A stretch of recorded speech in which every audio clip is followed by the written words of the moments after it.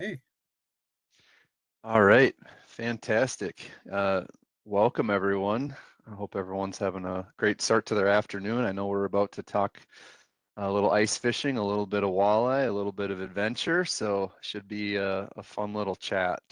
And this is really directed to talk about ice fishing, targeting walleyes under the ice, try to maybe mix in a little bit from our perspective as fisheries managers and fisheries scientists, and also just give you some pointers, whether you're brand new to ice angling and walleye fishing, or you've done it for a long time and maybe just want to pick something up here or there. So let's get into it. We've got lots to cover today. We've got a number of different topics we're going to get to. We're going to start off by talking about ice safety. We'll talk about the fish themselves, some of that walleye biology, which if you can apply that to your fishing, it can be very helpful. We're going to talk about Minnesota's fisheries, particularly the walleye fisheries, and maybe spend a little bit of time talking about where you should go if you want to catch walleye. Talk a little bit about what you need for gear for ice angling, targeting walleyes. Talk a little bit about bait, a little bit about technique. We are going to spend some time going over ice seasons in Minnesota. And then we're gonna spend a little bit of time breaking down where would you want to set up or start your search when you're looking for walleyes under the ice so that you can get out and catch them. And then we're gonna finish off by taking your questions and answers. We love leaving it open-ended, getting all those great questions that you folks have. So we'll get it started here. So as I mentioned, we're going to kick it off by talking about ice safety. You heard it here first from the Minnesota Department of Natural Resources. Ice is never 100% safe. This is just a good reminder as we sit here today coming off a basically a 2-week cold spell in the middle of our winter season, which has been wonderful for adding ice all across Minnesota. But the reminder is always ice is never safe. You want to avoid inlets and outlets, shallow water areas where there's a lot of uh, organic material that might be breaking down. You want to avoid areas that waterfall may have left open where there's aerators. You may want to avoid neck down areas, trouble spots. So these are the general recommendations. If you've got 4 inches or less, you want to stay off. You can go out on about 4 inches of ice, and then you can see accordingly that you kind of step up in vehicle size all the way till you get right to about where we are now in southern Minnesota, approaching 20 inches, where you can take a heavy duty truck out with your fish house. Well, let's get into some of that wildlife biology. Everybody's favorite, right? This is the Minnesota state fish, Minnesota gold. We are synonymous with walleye in this state. We're in a huge portion of the native range of this fish where habitat conditions really do match up well to the species. That is, we've got the right sort of substrates in certain lakes that allow for walleye spawning, gravelly, windswept, rocky, with a lot of morphometric variation. So deep and shallow areas, points, humps. If you have lakes that fit that description, and if you wanted to create something from scratch, you'd really look at a blueprint of a Mille Lacs or an Upper Red Lake or a Winnibigoshish or a Leech. Those are the mix of habitat types that are just about ideal for walleye. So that is our state fish. They are very light sensitive. That ends up being very important. We think about how did they get that nickname, the walleye, that common name? Well, they do have this tapetum lucidum. It's this covering that'll stretch across the eye, similar to cats and raccoons and deer. When you see the light reflecting back at you, they use that membrane to gather light more efficiently and process it through the lens and into the brain. So they are very effective in low light situations, which describes that pattern of behavior of being a crepuscular animal, meaning they're very active in low light conditions at dawn and dusk. So not surprisingly, if you want to be an effective walleye angler, your prime time is to get out just as the light is starting to come in the horizon on the east at sunrise, and then when it's starting to go out in the west. You want to be set up on your money spots at first and last light. Of course, you can catch walleye throughout the day if you're in the right spot, but those are when they're most active, and typically when we see the most activity with foraging. They are piscivorous, so they have a fish-based diet. That's largely what they're consuming, almost the entirety. So we think about yellow perch as a big driver, as a forage item, variety of shiner species across the state, spot fin, common, emerald, lots of different shiner species that will make up parts of the diet. Mention yellow perch, and they'll mix in other species too. If we get into larger sizes, you'd be surprised what other fish species will turn up. Maybe ciscos, small burbot, bullheads, you just never quite know, but a very fish-based diet. Sometimes we get these reports of them taking advantage of overwintering amphibians. So sometimes you'll see frogs that turn up in the diet in the gut cavity. So if you do harvest a walleye, it's always a good idea. Poke around inside the stomach and see what they're eating, and then try to match what their forage is when you're out angling for them. Just a note here for ice anglers, this fish is typically bottom oriented, but you know, it's not 100% of the time. When I watch fish behavior with electronics, underwater cameras, flashers, forward-facing sonar, typically I'm seeing walleyes coming in that are very tight to the bottom, but on other occasions they can be halfway up the water column. They can be suspended, but typically within a foot or two is what you'll see for normal walleye behavior. And that's important when we think about where we want to put our baits as we're fishing for these for walleyes in the winter. Let's talk a little bit about where you should go and what our walleye fisheries are across the state.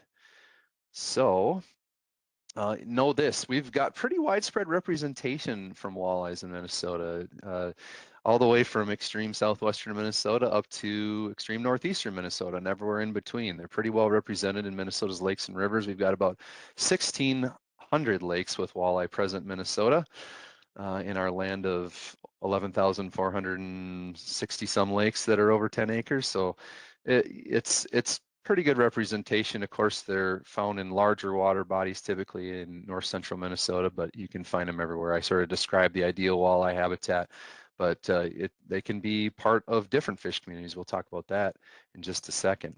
Some of these fisheries are more popular in winter than summer. This was sort of a big deal when we think about the evolution of ice angling as an industry and as a hobby and practice for Minnesotans, right?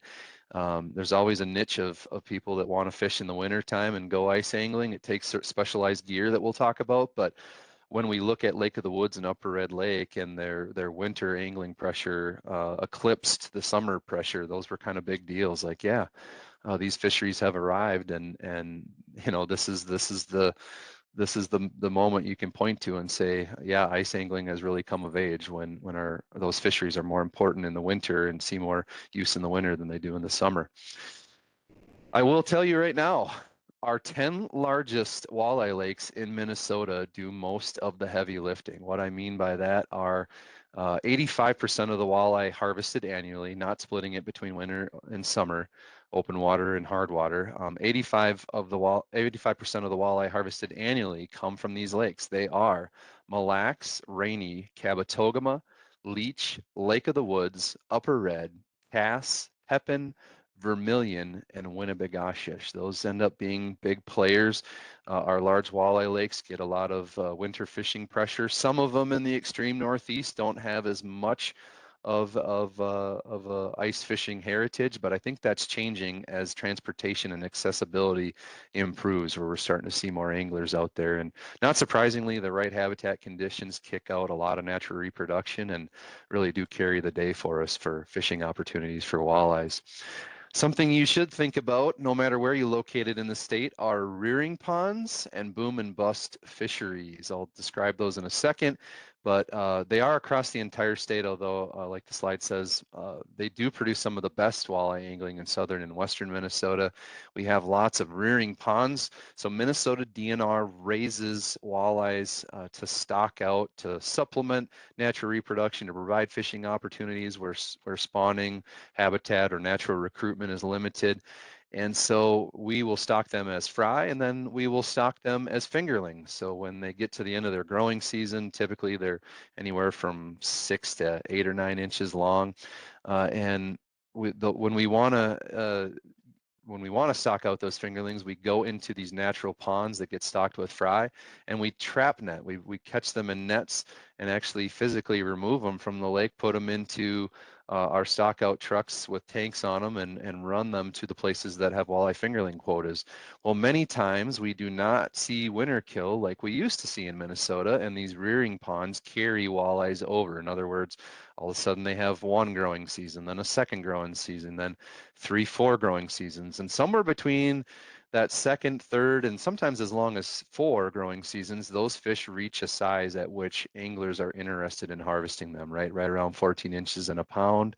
That's when our anglers take an interest in them. So those rearing ponds end up being excellent places to fish. It's really changed our management as an agency, where in a lot of cases we've stopped using them as rearing ponds since they don't ever seem to winter kill, and we just regularly stock them to provide a fishing opportunity. We also see these places, those former rearing ponds that kind of get converted over. I would describe them as boom and bust fisheries, meaning they will go through boom periods where we get walleye fry to take off, grow to adult sizes, and we can see those fisheries really hold their own for a period of time. And then eventually winter kill will kind of wipe the slate clean and allow us to start over. And that isn't necessarily a bad thing, because keep in mind, in the background, we have other fish species that are doing well too, that can have impacts on the habitat, fish like bullheads, common carp, species that may root around in the bottom and change our fisheries a little bit. So an example of that is right here in my Waterville management area, where we've got Lake Elysian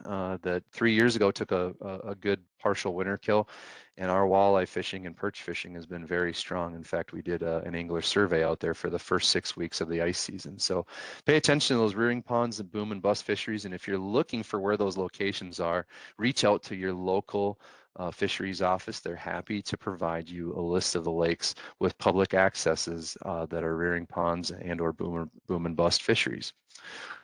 And note this, in some lakes and in river systems, walleye are a small part of a larger diverse fish community, but in some situations, they're the dominant fish species. I think I described a couple of those ideal habitat conditions when we're thinking about leech, Winnibigoshish, Mille Lacs, Lake of the Woods. Those are the places where walleye are going to be a huge component of the fishery. In other places, it could be a situation like right out my back door here on Lake Tatanka on the Cannon Chain, where a walleye are part of a very diverse multi-species fishery. You may not see very high walleye abundance, meaning however you want to measure that. We go typically for Minnesota DNR, we're doing that with gill nets. Those are our best way to assess the density of walleyes in our system. Is kind of a apples to apples comparison, a measure of relative abundance, not the same as a population estimate, just kind of a way to compare and contrast among similar lakes or against a lake against itself historically. And you want to use Lake Finder. This is our most popular portion of the DNR's website. We have people, it gets the most clicks. We have people come on there. You can enter the name of a lake that you're interested in learning more about and the county that it's found in, pull it up, and you can find stocking records, you can find lake maps, you can find historical and the most recent lake surveys that were done out there, and you can kind of compare and see, well, gosh, this lake over here had 15 walleyes per gill net. This lake over here had 2 walleyes per gill net. I think I'll go to the lake that has 15 walleyes per gill net. So Lake Finder is a great resource for picking out some of those walleye lakes. And just, I point that last bullet out just to say that there are going to be lakes that walleye is going to be the main game in town, and then there's going to be other places where there's just a few here or there, and you have to sort of pick appropriately. It's not a reasonable expectation to go on a lake that doesn't have high walleye abundance and expect to stack up a limit of walleyes in a day of fishing. You need to really go to those premier walleye fisheries to have your best walleye angling opportunities. So let's get into the nuts and bolts of the things that you need when you're ice fishing. Of course, you need to have that fishing license first and foremost. And to clarify, because we get this question frequently, you don't need the walleye stamp. Minnesota has a endorsement and a pictorial walleye stamp. It does go towards efforts that help out with fingerling and yearling walleye stocking. So you don't need that walleye stamp. It is optional. Just wanted to clarify that right out front.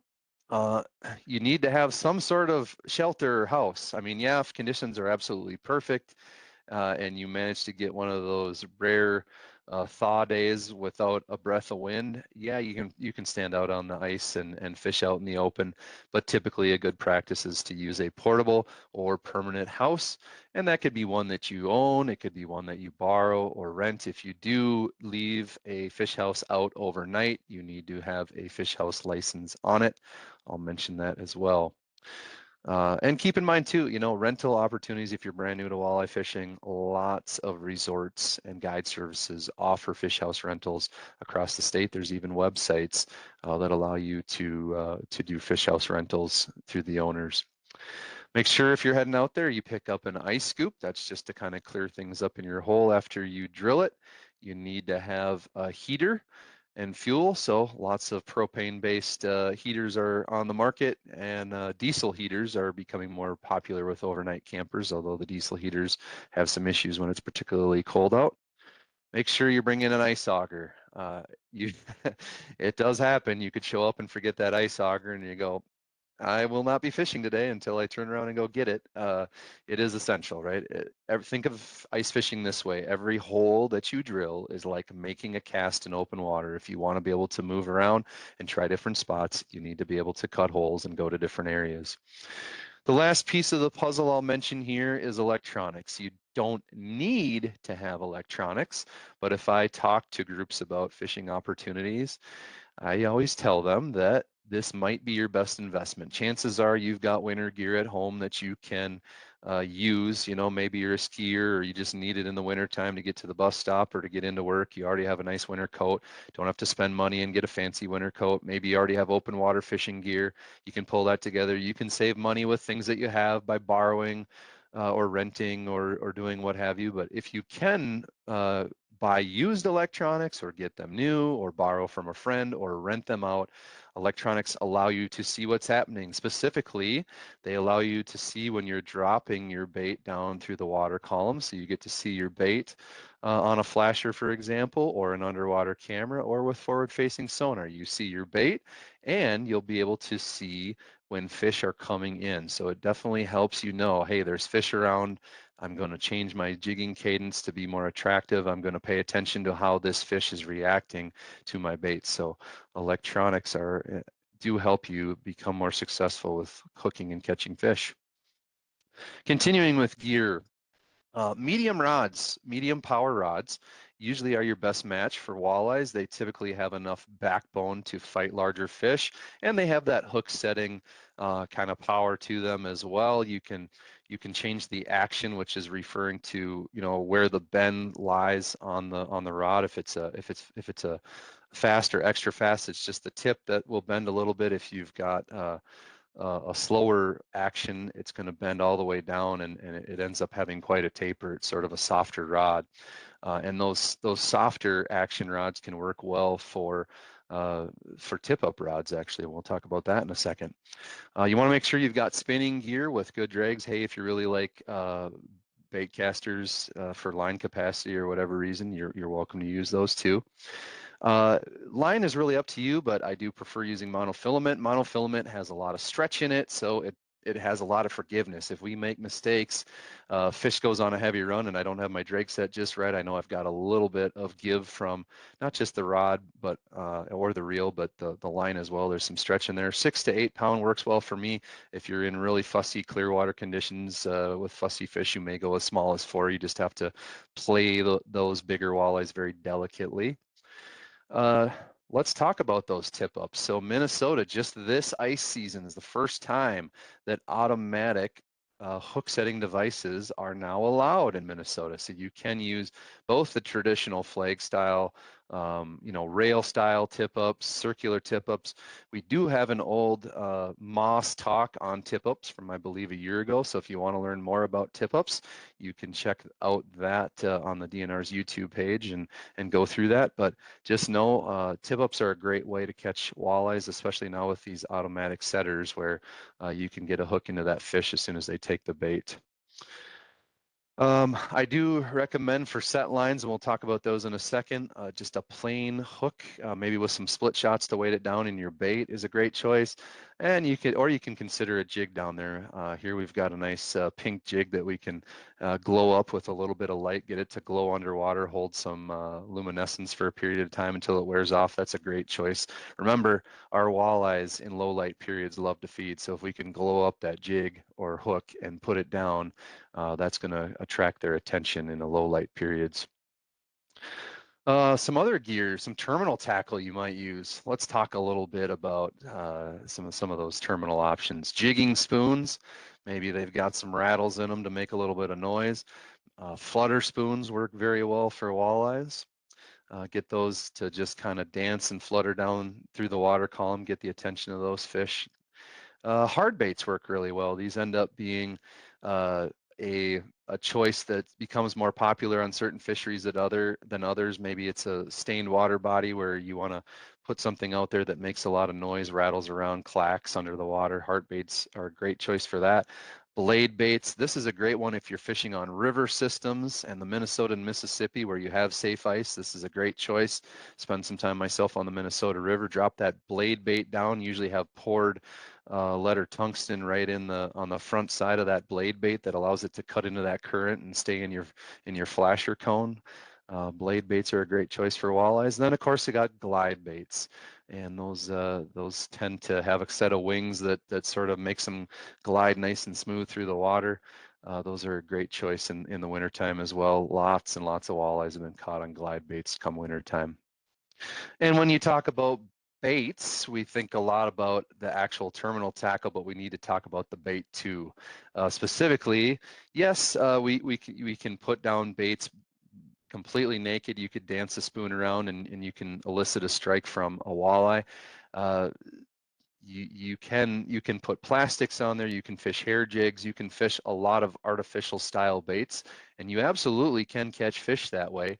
However, these piscivorous walleyes, it's hard for them to pass up a good live bait or dead bait option. So we'll talk about some of those fishy baits here.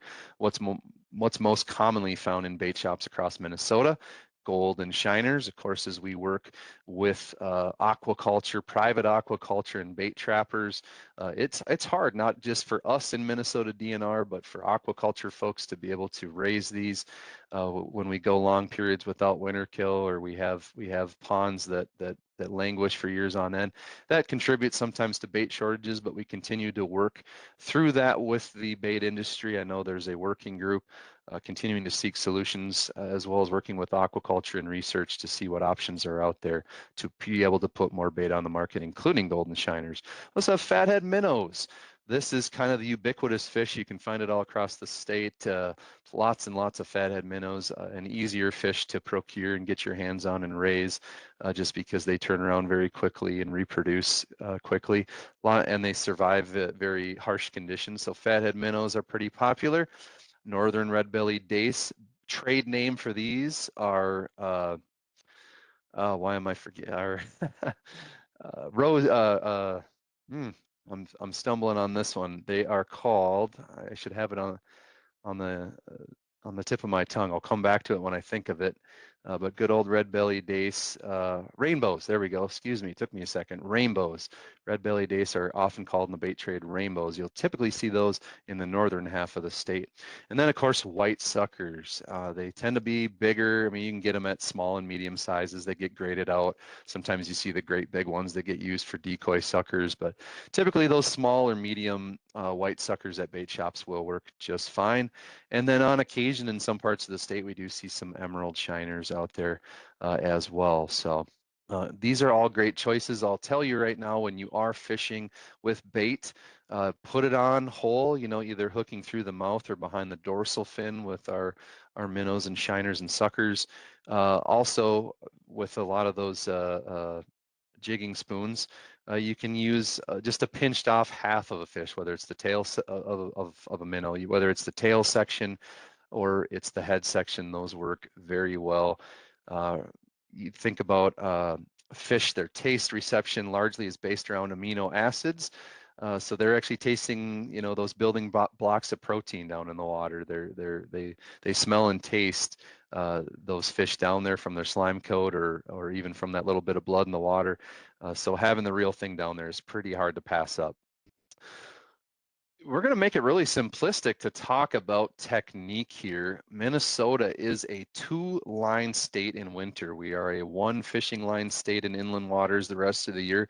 This is your opportunity to take advantage of 2 lines. You get to throw a little bit of thunder and lightning at them, so to speak. So on the one hand, it's probably a good idea to uh, put a jigging line down. So that's our, maybe you're throwing something down that has a lot of flash to it, has a lot of pizzazz, maybe it rattles, makes a bunch of noise. We can call those fish in with the rattle or the flash or the glow. And then in our second line, we're going to have a set line or a dead stick. So on that set line, we're just going to have that minnow down there kicking around, making lots of movements and flash as well, and sending out vibration through the water that walleye is picking up in its lateral line. It's detecting that movement and comes right in, and it just swallows that live bait on the hook whole. So you can kind of work together with those 2 lines. You can also do what's called dead sticking. There's certain rods that are sold with a very sensitive tip. It's usually chartreuse or blaze orange colored, and you can literally see your minnow down there swimming, just moving that tip. A lot of times that walleye will come down, you'll see that tip go a little lower than normal. You know that fish has the bait in its mouth. Pick it up out of the rod holder, set the hook on the way out, and fish it that way, or stick it underneath a bobber, put a rattle reel down, whatever you prefer. That's a great way to put a live bait down.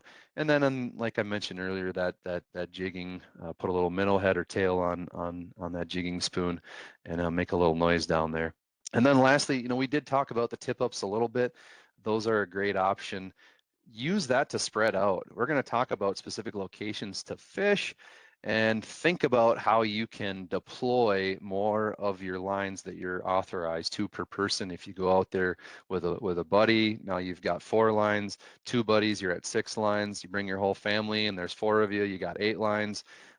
Spread those lines out and put them to good use. Maybe you're on a drop off or an edge. We'll talk about some of the different structures. That's a great chance for you to spread those tip ups out, cover more water.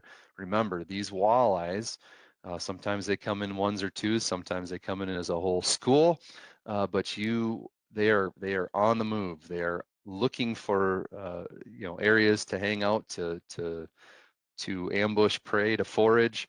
So as they're typically moving quite a bit, you want to make sure that you're set up on areas. It's kind of like setting a trap for them. You want them to come across your bait and hit that tip up. Let's talk a little bit about the seasons. So here we are, it's already the last full week of January, and our inland water season, sadly, is just 4 weeks away. This year it's going to be particularly early because our statutes require that it'll run through the last Sunday in February. This year it's February 22nd of 2026. You want to pay attention to border waters. If you're on a border with Wisconsin, it actually goes through March 1st. Probably the most infamous border that is worth paying attention to is our border waters with Canada. If you're fishing border waters with Canada, like Rainy Lake or Lake of the Woods, those border waters are open through April 14th. And if you've been up to the Canadian border with Minnesota, you know it's its own world when you're up there in the wintertime. Much longer season, higher, further north latitude. More ice thickness, earlier onset of ice and later ice off. That gives you a longer season, and consequently the seasons up there are extended as well. So you can target and harvest walleye and other game fish all the way through April 14. So take advantage of that. If you didn't get a chance to get out, go plan a trip to some of those border waters and take advantage of that longer season. If you're an ice fishing nut, that's a pretty popular thing to do. Let's spend a little bit of time talking about where to find walleyes. This is the fun part, not only of sitting on Minnesota DNR's Lake Finder and going around and checking out your favorite lakes for fish catches, but also heading over there to look at lake maps.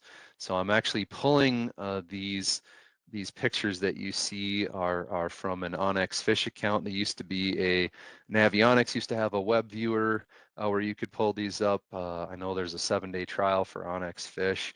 but you are able to use these, and you can go into, so these are companies that provide these, but you can go on to our DNR lake maps. They're just not as refined from either crowdsourcing or actual companies that you know, shoot their own bathymetry.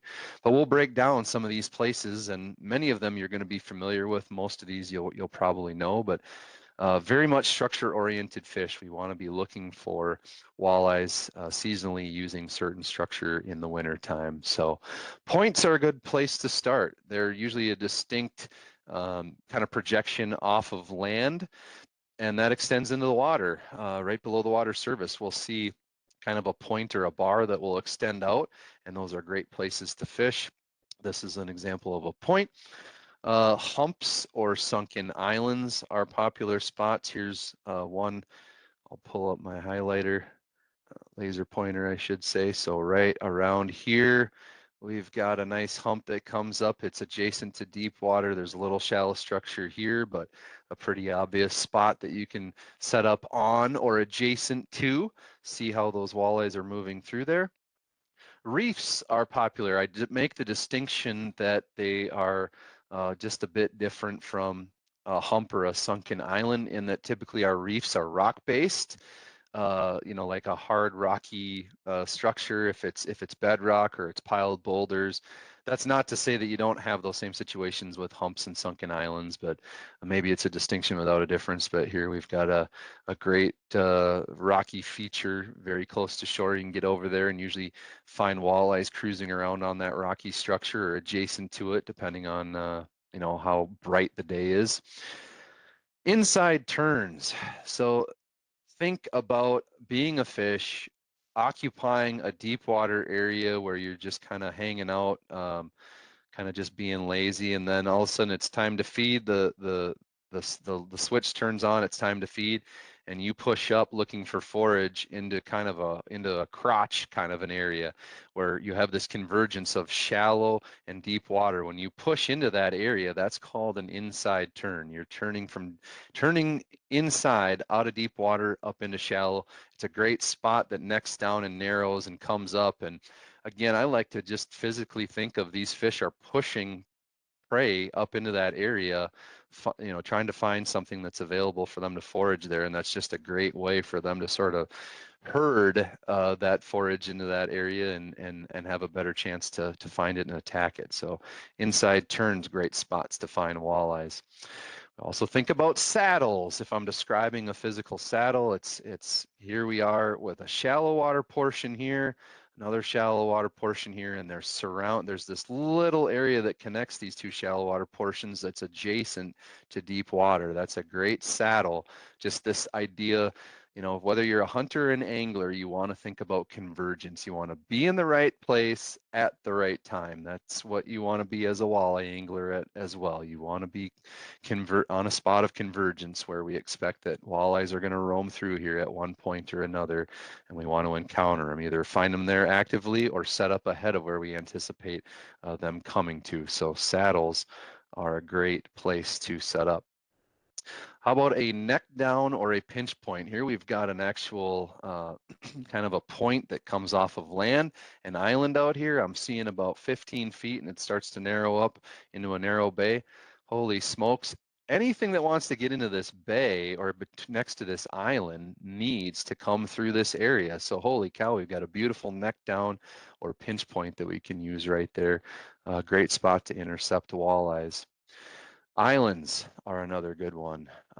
You know, they stick out above the water surface, and we know there's more to them, just like an iceberg that's below the water surface. So islands are a great choice as well, not all that dissimilar from a sunken island or a reef or a hump. But in this case, we can set up either close to shore or kind of where it starts to taper off a little bit, hang out close to that island. We know that's a natural feature that's going to funnel those fish or push them in a certain direction, hopefully towards where we're set up.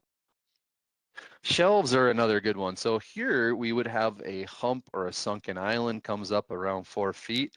But what I like here is this stays nice and flat, got a kind of a 9 or 10 foot flat.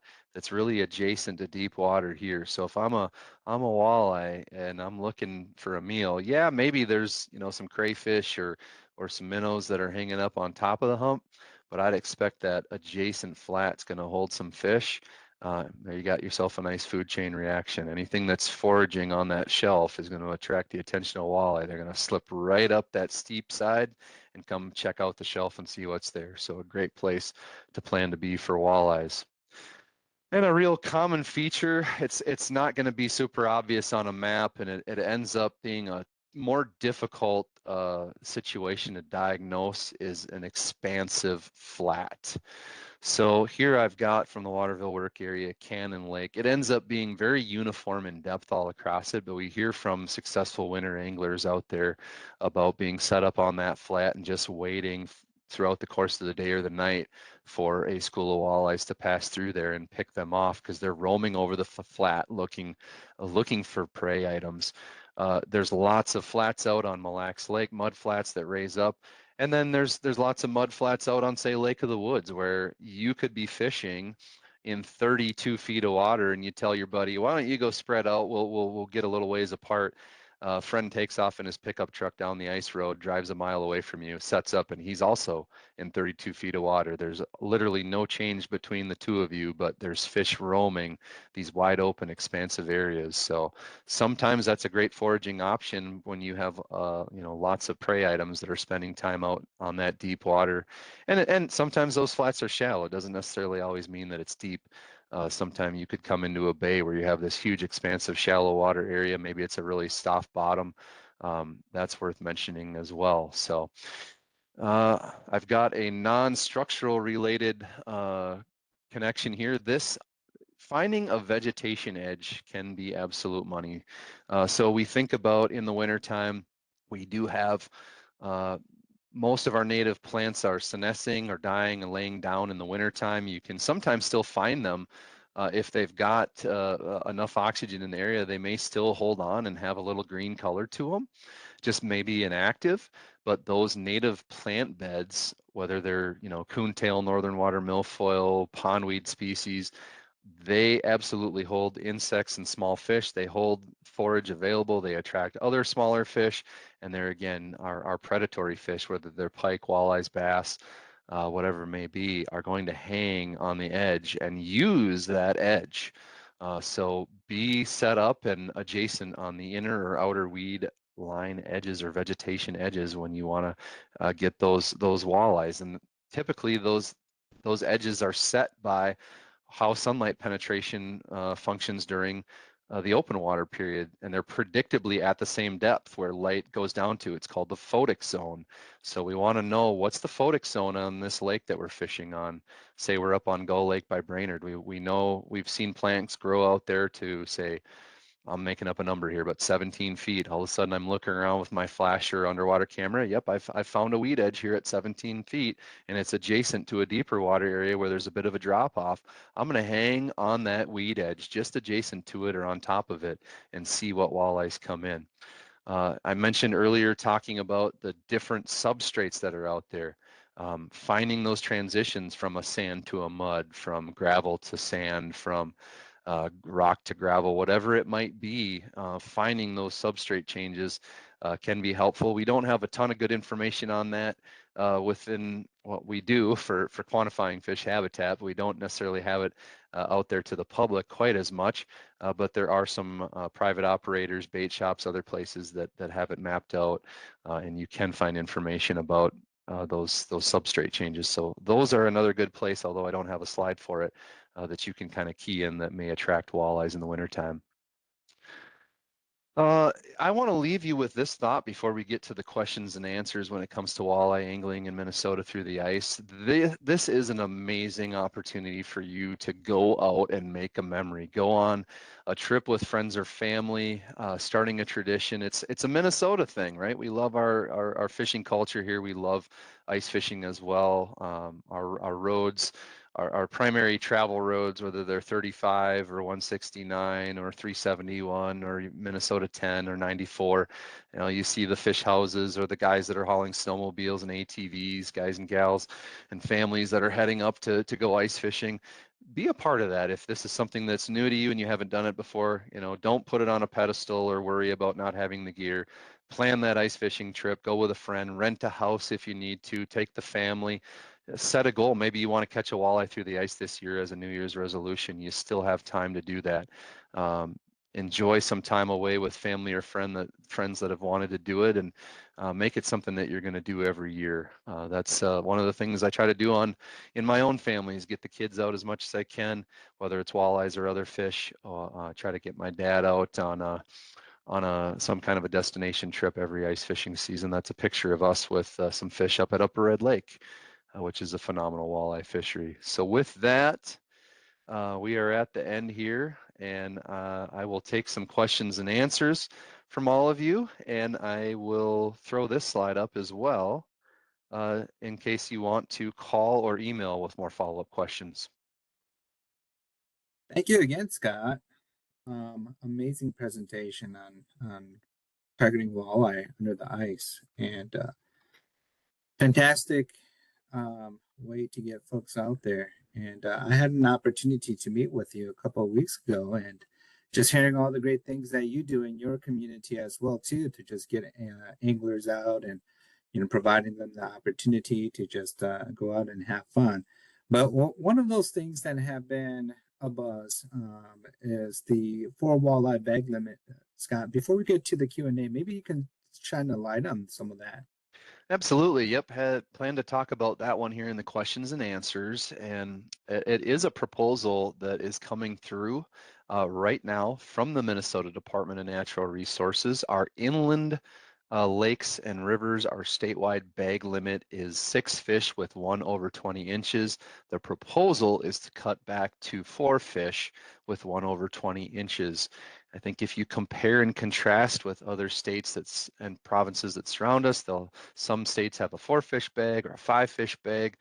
I know that Minnesota, your daily and possession limit are the same, so I know there's been questions about would possession change that. Not in this proposal.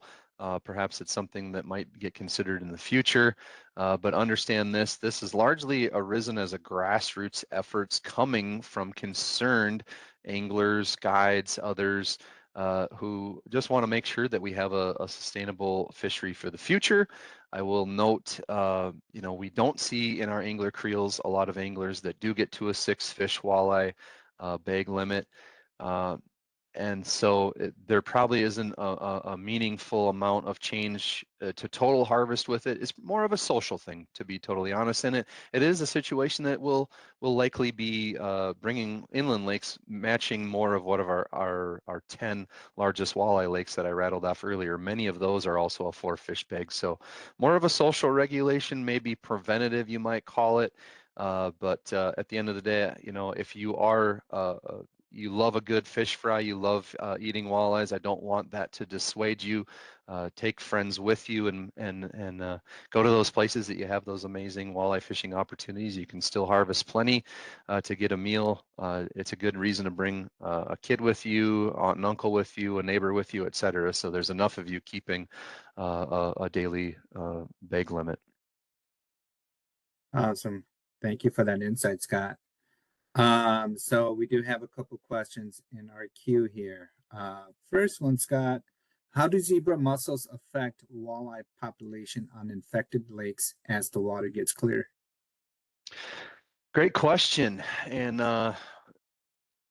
a lot of focus has happened across the Midwest on this issue. I'll tell anyone listening, joining us today, that's interested in walleye angling and concerned about impacts from zebra mussels, that what we're observing in Minnesota is very similar to the observations seen in other parts of the walleye's native range in Canadian provinces, in the Great Lakes, in Wisconsin and Michigan, and in those native inland waters there, where we are seeing issues with walleye recruitment. In other words, we're not seeing as many adult walleyes in infested zebra mussel waters coming along. That's not to say every lake is affected exactly the same way, but quite a number are. There's system change where our lakes are naturally changing, and then there's this aquatic invasive species changes that occur with zebra mussels because they are such an ecosystem disruptor as filter feeding invasives that really fundamentally change our food web. We're continuing to gather more information, but early indications, preliminary research, and published papers over the last 5 to 10 years have noted impacts to recruitment, impacts to larval fish that don't forage as effectively. So there are some of these impacts, somewhat anecdotally, and I believe that at some point there'll be publications on this. We are seeing sort of walleye populations that suffer a little bit early into invasion, and then they seem to bounce back, which matches up against what happens with adult zebra mussel densities. They sort of bang and then they sort of level out and kind of hit a bit of a more normal homeostasis. So we are seeing some of that occurring as well. So I think the silver lining with that is, well, maybe it's not as huge of an impact. The big thing that I definitely tell anglers that call is you need to change what you're doing as an angler. I think our Cass Lake Creel really highlighted that. Our Cass Lake Creel really did highlight that in that where lots of fish used to be caught in daylight hours, now nighttime is the time where we're seeing most harvest occurring and catch rates going way up. So thinking about increased transparency from zebra mussels, all of a sudden we've got clear water out there. We need to be, again, going at nighttime, going when it's very cloudy out, changing the areas that we're fishing because behaviorally, these fish are changing. We're seeing that reflected in the diet. We're seeing that reflected in the habitat and water transparency. So make sure you're adapting to these changes as an angler, because if you keep doing the same things you've done the last 10, 20, 30 years, you are going to be disappointed with the results. Thank you. And then Scott, you mentioned before that there were 10 specific lakes in Minnesota that carry the primary bunch of our walleye population here in Minnesota. Can you say those again? Yes, I can. Let me see here. I want to get you that list. It is, so I don't forget any of them.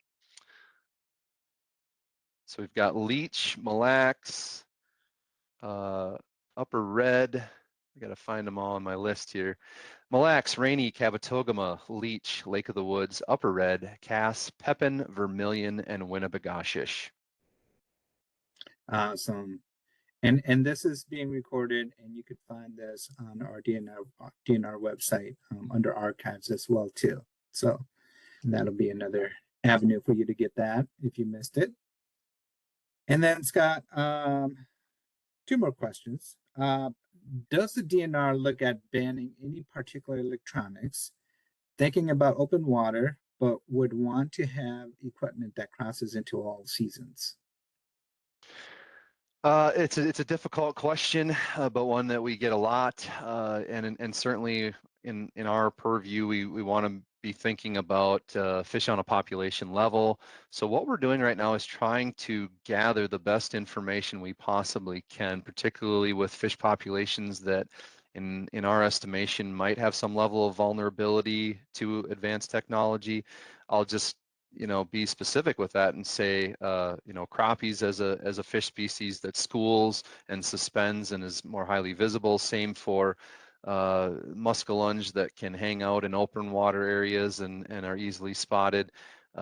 So we do have a couple ongoing projects with folks in academia and students who are investigating some of this, as well as our own working groups that are asking questions. We do have a technology working group, internal, and actually there's external folks that participate in that as well. So we're learning more about this. We were asking questions in creoles about the type of electronics you're using, trying to put together and have more data to cross compare with, getting answers at how many people are utilizing the technology, does it improve their catch or harvest rates, So it's something that, we are a science-driven organization, and we have to make decisions that are based off the best available information. That's why we're trying to collect as much information. I want folks to keep in mind this. Through the course of history, many things have been proposed as a major detriment that could have huge impacts, whether it was underwater cameras, whether it was LORAN, the precursor to GPS systems, mapping, the internet, social media, so on and so forth, better and better technology in all fronts. And those do, they certainly marginally over time do change that question that of the balance of man versus fish, so to speak, and we do get those questions about fair chase. So we have to sort of take time to collect as much information as we can and evaluate this and figure out where do we have vulnerable populations, what can we do, what are our options. So not a clear answer to it, because it's evolving and we're learning as we go, but it is a great question. And just real quickly, I do want to weigh into a little bit more just to share on the 4-fish walleye bag. I want to make sure that these comments get recorded as well. So our regional fisheries manager, Brian Nurbin, has mentioned this. We do see threats on the horizon from climate change, invasive species, and potentially from increasing angler harvest as technology advances. So just a little bit more to weigh in on that 6 versus 4 bag limit proposal that is ongoing. Again, you can provide comment to that. That is ongoing, and that comment period is open. You can head to the DNR's website or do a search on the DNR website for the reduced walleye limit and provide your comments there. Thank you for that, Scott. As you were talking, a couple more questions popped in. How old is the average 16-inch walleye? That's a great question from north to south. We actually had walleyes in Elysian Lake here that were 3 years old at 16 inches. That's pretty phenomenal growth, and Elysian's known for having that. It's very shallow, very productive. It's in very phosphorus and nutrient-rich portion of the state. And so that's probably on one extreme. On the other, if you were to go to very slow growth waters, oligotrophic lakes in extreme northeastern Minnesota and the boundary waters, you may find some walleyes up there that at 16 inches, maybe, I'm going to guess 6, 7 years old. That's a great question for our International Falls, Finland, or Grand Marais stations. But those are kind of the range of values. Again, tying into growing season and productivity, they can be quite variable. Awesome. Well, we do have about 6 minutes here, and the questions keep coming, but we'll do the best we can. Yeah, I guess this is a very popular topic, Scott. During our open water season, we see walleyes change depth from spring to summer. How much do depths change during the winter? A really great question as well. So we do know that our walleyes are feistocleistus, meaning they have a gas bladder that really needs time for them to be able to regulate their position. I noted earlier that they typically are a bottom hugging species with some exceptions. Their Persid family that they're from actually includes the darters as well, who don't have gas bladders. They spend the entirety of their time on the bottom of a lake or stream. But our walleyes really can have trouble if they're rapidly making a change. So they have to acclimate themselves. That being said, I have caught walleyes in 35 to 40 feet of water in the winter. Meant that I was going to be harvesting them just because that gas bladder will expand and go into the gullet and throat cavity, and you see that, and that gets at some of the questions we do deal with barotrauma, bringing fish in from deep water. So you want to limit those situations. You don't see it a lot. I know sometimes they can go very deep on Rainy Lake as well. That's one place I know you'll find them deep, but typically, at least here in southern Minnesota, we don't have the same sort of depth. We find them shallow, adjacent to structure, and we have anglers that'll be catching them in 3, 4, 5, 6 feet of water, and then we have anglers in portions of the state with deeper water lake types that may be catching them as deep as 30, 35, maybe even 40 feet. So they are quite variable. And the most interesting thing we'll see, I know there was some tagged fish that included measurements of their depth in Big Sandy Lake, and I believe they had some walleyes that they tracked there. I'd have to double check that. I think they did tag a number of fish species through some cooperative work. You might get some insights from the Aiken Fisheries office on the depths that those fish were found in the wintertime. Awesome. That actually leads really nice into our next question. What water temp are the walleyes most active in? All right, so we do consider most lakes in Minnesota to be dimictic, meaning that they'll mix twice within a year, and that means we'll see 2 periods of stratification. We get the summer period where stratification is very, very obvious, right? We get the really warm water on the surface, that's the epilimnion layers. We'll get the metalimnion or the thermocline in the middle where it rapidly changes. Then you get the hypolimnion on the very bottom where it's a very cold water. And there's huge differences, 30, 40 degrees Fahrenheit differences. In winter, it does still stratify. Your coldest water that's right around 32.5 degrees is up near the ice.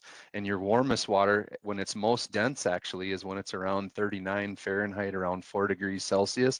That water is most dense at that warmer temperature and actually goes down to the bottom. So typically our walleyes are in that, 38, 39 degree Fahrenheit water towards the bottom. Awesome. Thanks for that. Um, what resources might you recommend for an adult that didn't get into open water and ice fishing until later in life? There's a lot of get-togethers and classes and things for kids, but haven't seen as many resources for adults. That's a great question. We do have, there are some options out there, and I'm grateful for a lot of community organizations that offer that.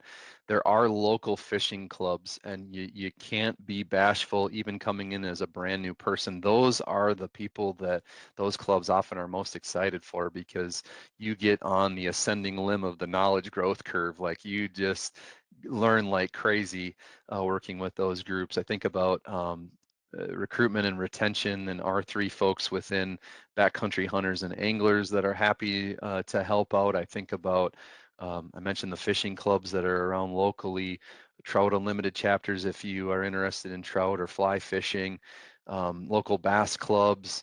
You'd be surprised just to get out and check around, or even just, putting it out there to community education sometimes have starting new angler programs. I always explain to people that there's a difference between instruction and information. And the key difference there being instruction is kind of the one-on-one time where you're spending time with someone that can show you the ropes. Information is great and you can learn from it. I'm a self-taught adult onset hunter, and quite a bit of my fishing, to be honest with you, was picked up on my own. But now I would, yeah, you can learn it from information, YouTube, the internet, there's all kinds of it out there, but having that instruction, that help from someone doing the mentoring, doing it one-on-one, getting help is great. And honestly, Paul, I'd turn that one over to you. You should chime in on that question as well. Absolutely. I think a great place to start is on the DNR website. We've got great information there, and especially with our Becoming an Outdoors Woman program, our I Can Fish programs through the state parks. Again, if you're at a state park, you can fish for free. That's an opportunity for you to just get your line wet and get a little bit more skill set into it. And then, there are our other programs for family members as well too, with our fishing in the neighborhood programs that we just mentioned before. So that's a great place to start, where folks can get resources to continue to build those angling skills. But Scott, we are at the end of our time, and I know that there's a lot of folks who want to chime in and ask a few more questions, but this is where we're at. And please look into our website. We do have another webinar in 2 weeks here. And so, again, we want to thank our guest today, Scott Mackenthun, the Waterville Area Fisheries Supervisor. Thank you, Scott. We'll see you all next time. Thanks, everyone.